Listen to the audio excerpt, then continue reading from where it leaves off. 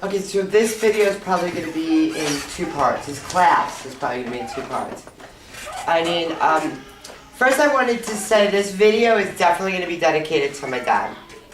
And my dad's name is Bill Arnold, but I love you, Dad. He told me something valuable the other day. I talk to him often, but he lives in New York. And he said, Gina, you would be a great motivational speaker.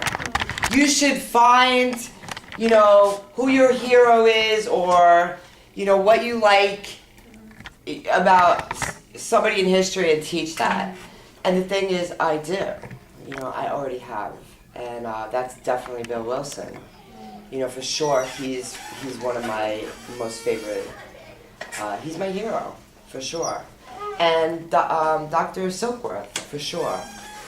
So I thought that was important because I am doing what I'm passionate about.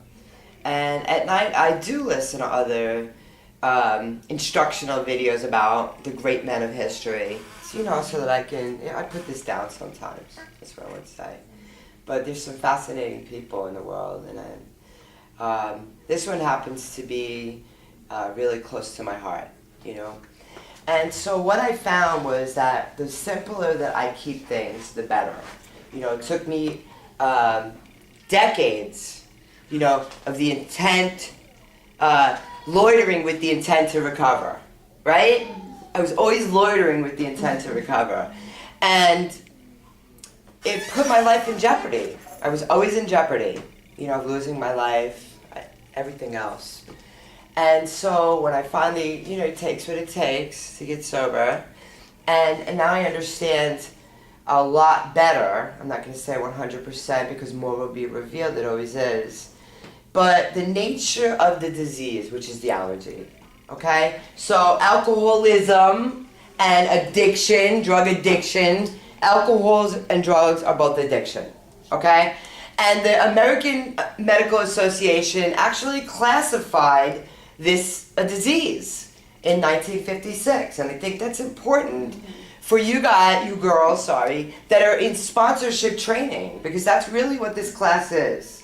It's good for you if you get something out of it, but what are we trying to promote here? What are we gonna do? You can't keep it and you can't keep it unless you give it away, but you can't give it away if you don't have it.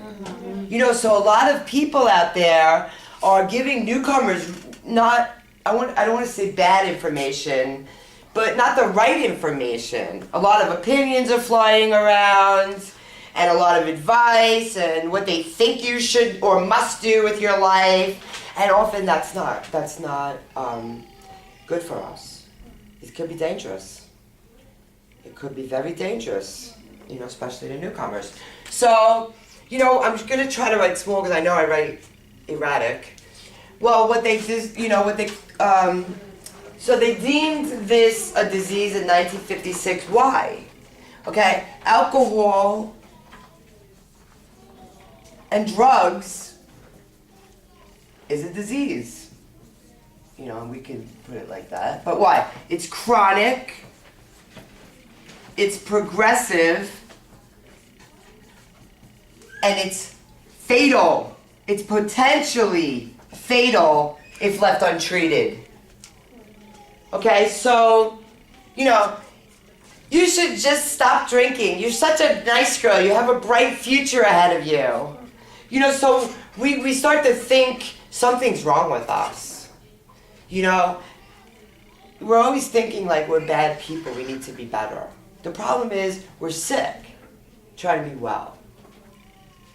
Right? If detox worked, I'd have been sober the first time. So, I'm not qualified for every anonymous program. I always say that. But Alcoholics Anonymous is what I do now. And it's more than just an answer for the drink problem. It's more than just an answer for the drug problem for me. Today, I understand that drinking and drugging are symptoms of the underlying problem. For me, and I always say this because I can only speak for me and what works for me, but as a living example and a testimony, the problem was a disconnection with God. Okay, but let's talk in medical terms, right? And this is important, and I know I repeat myself a lot. I feel like I'm annoying. I might be. Okay, but in medical terms, what I learned and what you learned is really important. Okay, because newcomers need to know that we have an allergy. It's the best thing they could come up with. It makes sense. It still makes sense today. Right? So, Dr. Silkworth, even though Bill Wilson, even before that, because drugs and alcohol is as old as mankind, right? They knew the solution. They were always coming up with a solution of why people shouldn't use. Nobody knew the problem. You can't fix the problem without you can't make a solution without knowing what the problem is, right? Most times. So, Dr. Silkworth, that had taken, a lot of observations. He wasn't just a doctor, he was the boss of doctors. And through his observations of thousands of alcoholics and addicts, he came up with the theory of this allergy. You might not be able to test it on a medical scale, but we talked about this. So we have this allergy, which makes sense, right? Like if I'm allergic to peanuts and strawberries or shellfish, I would break out, or maybe have to go to the hospital in an ambulance because I couldn't breathe. Not so with the drugs and alcohol. There's always one more attempt, one more failure. Like, we talked about this last week, right? Who in here believes they suffer from this allergy? You really believe this? You have to really believe this in order to recreate your life. Because putting the plug in the jug isn't enough for us. Putting down drugs and alcohol is not enough for us. Who has tried that? I don't know how many times you've been in here or other rehabs, but when you come in here and you're safe, you got a good environment, loving people, and we get to form some sort of normalcy. I don't even know what normal is, really, but, we eat right, we have a safe place to live, we get our kids back, we go through stages, we get a job, we get the license, we get the car. We're introduced to outside meetings. All of a sudden we have a fellowship, And then it's easy to rest on your laurels. Go back to your former accomplishments, what you're good at. When they say, whatever you put before your recovery, you're going to lose. And I know that to be true.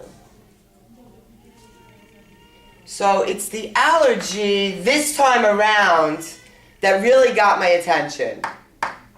I could no longer rely on materialistic stability for happiness or peace of mind, because that always left me not believing and trusting and relying on God. I'd be all God, all gung-ho for God. And then I'd start taking credit for my successes. It was very convenient for me to push God aside. Look what I did. Got my kids back, got a job, got the car, paying my own rent. Stopped making meetings. I stopped taking my medicine. Right? So if you have a high blood pressure or, diabetes or cancer or AIDS, whatever it is, Hep C, every day you're going to take your medicine. Your chances of survival are higher if you take your medicine. So meetings are our medicine. An hour a day is going to save my life. So I really believe I have this allergy, because one is too many, excuse me, and 1,000's never enough. I take one no matter what it is. I don't care if your drug of choice is alcohol, crack, cocaine, pot, heroin, triple C's. Whenever we see girls coming, it's always new. Kava. I'm not even gonna go there. What was that other stuff? Kava. I've seen some. Stuff. Yeah. What was it? I've seen some, new. Let's see new addictions. Basol, whatever it is. Flocka. So we take one of any of these mind or mood altering things, and what happens is we set off the allergy, and now we're obligated to continue using against our will, against our best intentions, and we had them. So we go through places like detox. We lose the physical dependency, the physical craving. And then we still live with this thing that wants to kill us. So we have a soul sickness. Like they'll say psychology is a study of the mind. It's a study of the soul. We have a soul sickness. So many people want to come in here and treat the medical, which is your allergy, right? Or the physical, sorry. The physical.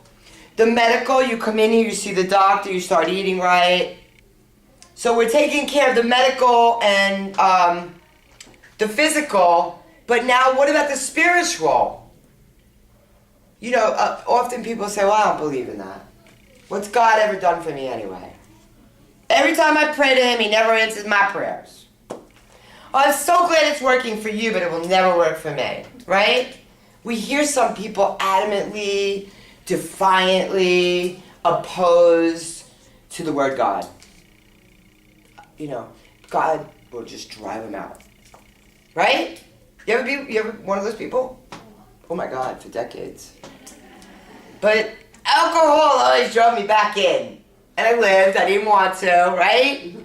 So it wasn't until the very end. It says most alcoholics have to be pretty badly mangled before commencing this way of life. That's my story.